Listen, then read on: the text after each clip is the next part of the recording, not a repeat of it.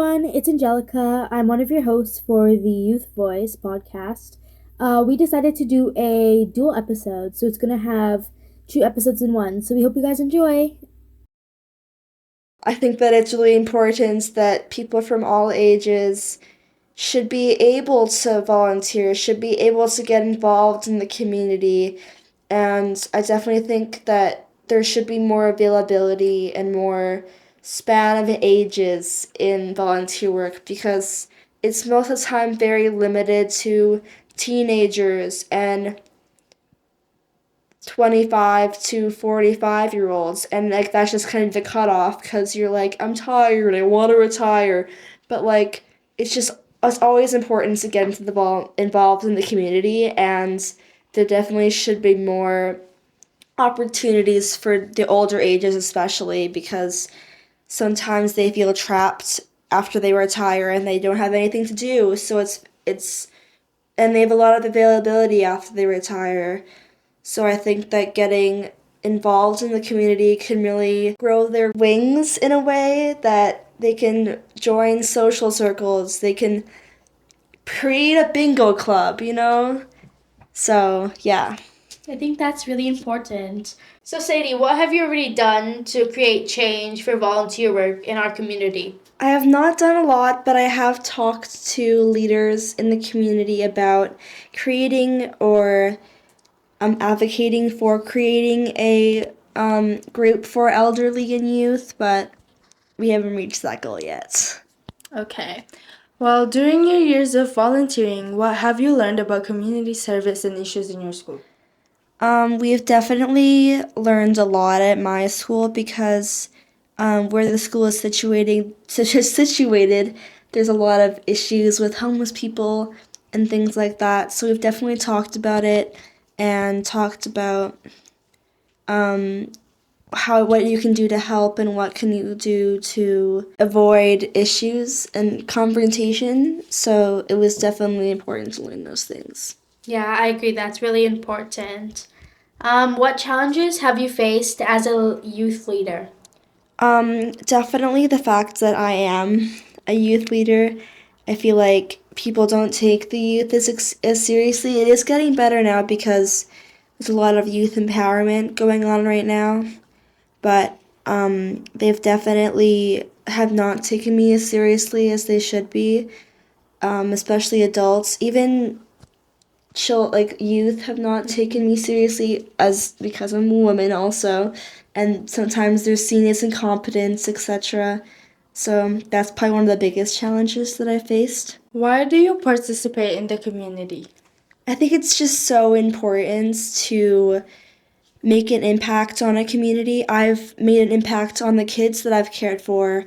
According to one of the people that I volunteered for, they were at the same placement that I was at, and she was like, the kids are asking where you were, Sadie. They were like, where's Sadie? Where's Sadie? And in both placements that I was at, and it felt so honestly ego boosting because it made me feel super good and it made me feel like I'd made a huge impact on the community. And I definitely think that others can do that too. Yeah, I just think that if you want to, you can make an impact, and that's really important. Yeah, I agree with you 100%. And I feel like any volunteer work at all, you're making a positive impact on the people that you're helping in the community. So I think it's really sweet that you're getting into that. One last question. How do you strike a balance between school and community work as a student? Um, Sometimes it's hard. I was in my school's musical, and it was definitely hard to balance school, my sport, plus the extracurricular. And I definitely didn't have a lot of time for community work then, but now that there is an immense amount of time in this next month and a half or so until my sport competition starts up again, I think it's really important to start making strides I'm going to sign up again for my volunteer commitment over the summer, and I'm really excited to do that. Can't really tell someone how to strike a balance because it's different for everyone and it depends on what your situation is. But for me, what helps is organizing everything and really trying to find little loopholes that you can find time to do your community work, and it's really important to stay organized for sure. Thank you so much for joining us today, Sadie. I think we're going to end the episode here, but I appreciate your volunteer work in our community, and I hope you keep it up. Thank you. Hello, and welcome to the Youth Voice. In this episode, we will be having a discussion with our special guest, Alyssa. Hi, I'm Alyssa. I'm a student. I'm in grade 6, and today I want to be talking to you guys about mental health in school. The Youth Voice is a youth-run podcast that discusses issues that the youth and adult population of Edmonton face today.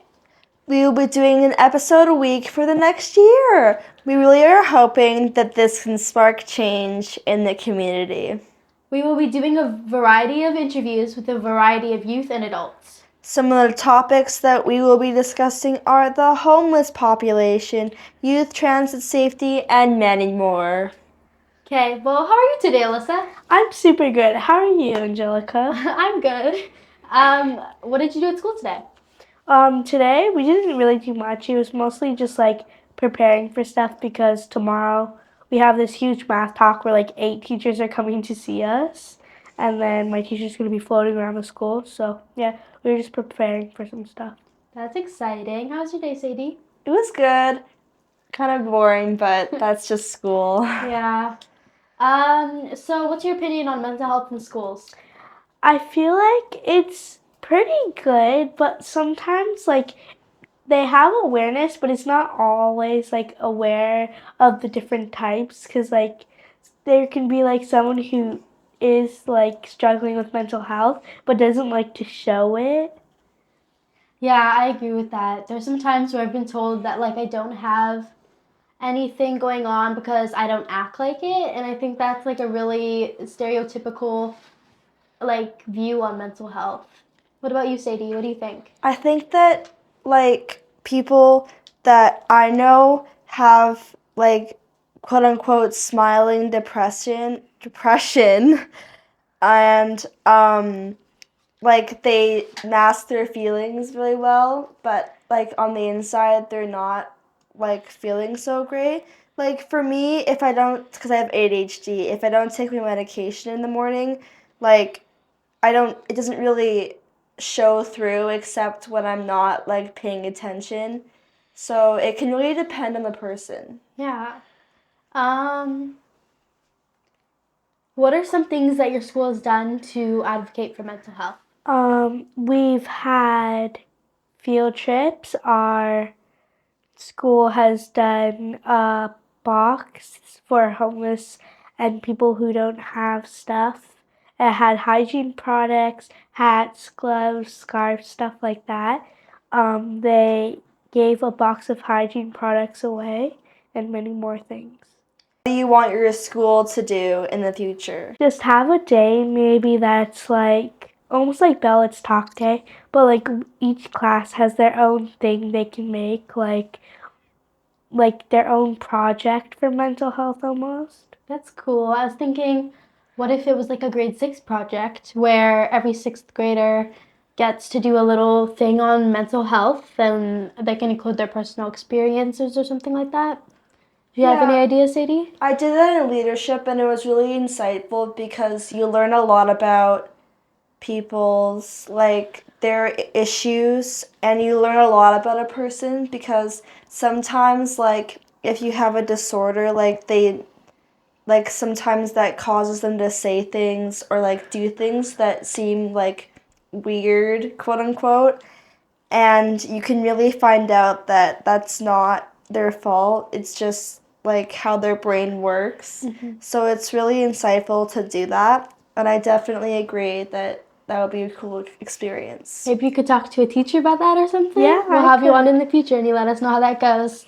What have you learned about dealing with community service and issues in your school? The main one we've been talking about as grade 6 is the homeless population, and we've been talking about doing some fundraisers like a food bank or can drive or even just collecting some warm clothes. That's exciting. What type of fundraisers have you guys thought of? We thought of like doing just little stuff for the like different classrooms, like let's say for Easter we can just make like a basket or something with some Easter eggs or some treats, and like they can pay like 50 cents or something. So I was wondering, if you guys were to do your fundraisers, would they be you guys earning money directly, or would you get the items from the people that donate? It really depends on like what kind of fundraiser we're doing, because like we could do like the ones we've been talking about that's like the little other grades can get involved too, is we would like just get the items directly for like some sort of drive or something for like the Salvation Army. But then we're also saying for like the ones the older grades can help us with, it could be money too. What about like a bake sale, or you guys make something and give that away? We were thinking about that, but just because our school is really on like, because COVID is still around, they don't like always spreading germs and stuff. So they're saying that could probably happen in the future years, but for now, it has to stay like this. At least you guys can work up to that in the future. Why do you participate in community work? Because I feel like if nobody participated, then like nothing would get changed and it would just like stay the same. So like everybody, like the quote, one person can change the whole thing. Any questions, Sadie? Nothing come to mind, but is there anything that you want to do as someone who's getting older, like in the summertime or something? Because I do volunteer work in the summer, so would you be interested in doing volunteer work in the summer? Maybe. Yeah, I know as someone who's getting older and is going to need those things on their resume, I'm also very interested in volunteer work. So maybe we could look into that as a podcast one day. Yeah, Yeah. definitely. I have a couple more questions for you. What type of volunteer work have you done, and what type of volunteer work would you be interested in? I haven't done much volunteer work yet. If I had to choose, maybe like helping out, like almost like if there was a big festival, I could like run my own tent or something, or helping out at like an animal shelter because I really like animals. So That would be cool. Yeah, that sounds like so much fun. As a leader in your school, have you faced any challenges talking about mental health?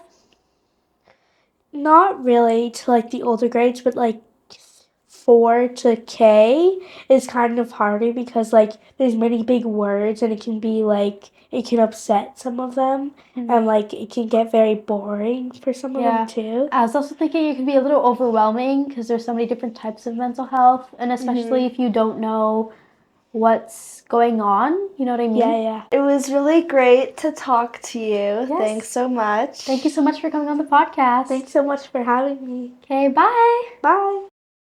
Thanks for listening to the Youth Voice, and we hope that you enjoyed. We will have more episodes coming out once a week on Mondays at 4:30. Check us out on our Instagram for updates. We also post our podcast on Spotify and YouTube, so you can find us there and listen. Thanks for watching the podcast. See you Thank guys next you. time.